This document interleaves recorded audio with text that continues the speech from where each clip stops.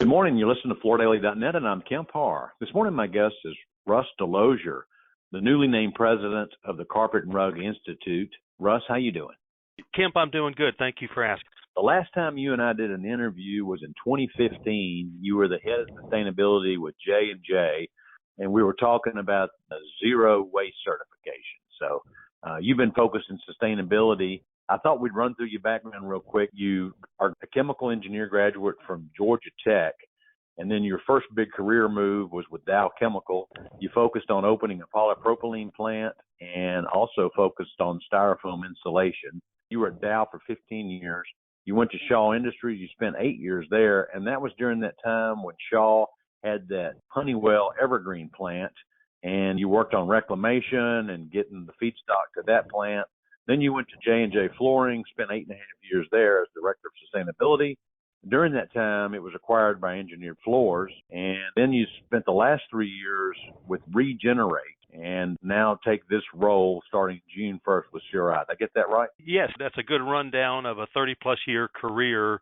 And you're right, I did start in the chemical industry and then transitioned over 20 years ago to the flooring industry with Shaw in their Evergreen, as you mentioned. So it's been a good blend of both my knowledge and experience in chemicals as well as now my knowledge and experience in carpet recycling, and sustainability. A couple other comments. You've been very active with CARE, the Carpet America Recovery Effort, and you've won CRI's MRICR Award twice, CRI's Volunteer Service Award. So been very active with CRI, so it's no stranger to you. A couple other things. You're stepping in as Joe Yarborough retires after 9.5 years, and Joe stepped in after Werner Braun ran CRI for 9.5 years, interestingly enough. And then the leader that spent 20 years leading it was Ron Van Gelderen. So that's 38 years of leadership.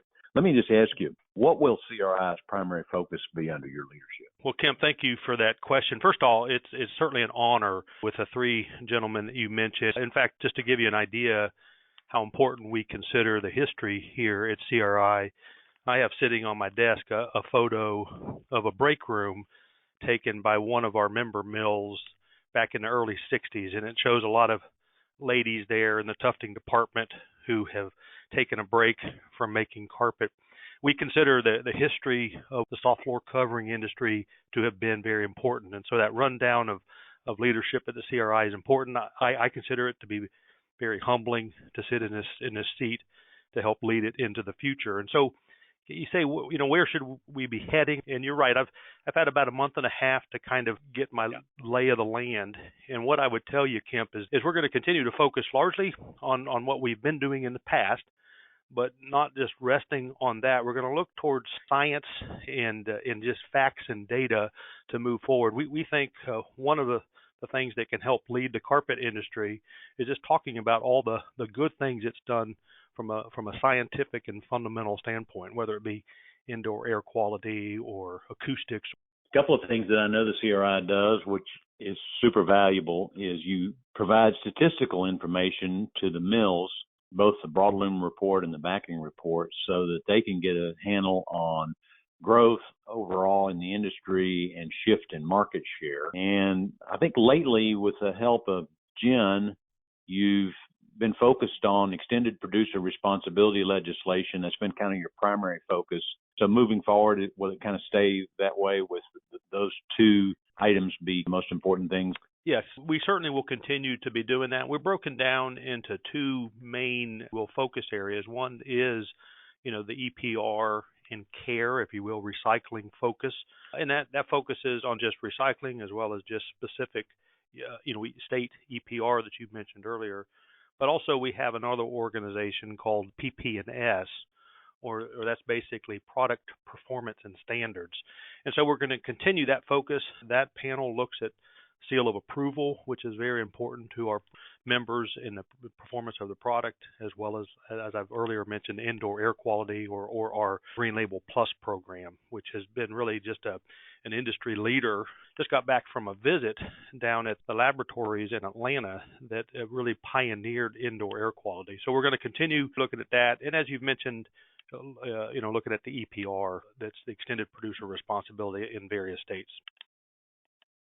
Okay, and one last question. The funding for CRI, as I recall, because you may remember my background, I was in the banking business, and so we were active members with the CRI and participated as a member. The funding is based on your volume of carpet sales. Isn't that right? So basically, as we know now, there's three major producers of carpet, and so those three companies are the primary funding companies for CRI, right? Yeah, we are a member organization that's focused on the soft floor covering. And yes, manufacturing members and also associate members are part of the organization.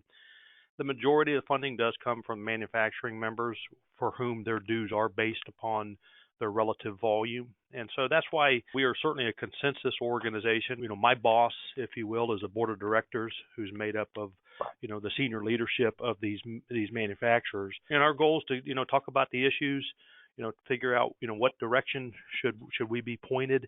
And then, you know, we have the staff here at CRI to basically, you know, hit the target as the board has directed us to aim. You've been a resident of the Northwest Georgia area, so you don't have to move to take this role, right? That is correct. I am a very fond resident of the Northwest Georgia. I've been a resident of Dalton for over 21 years.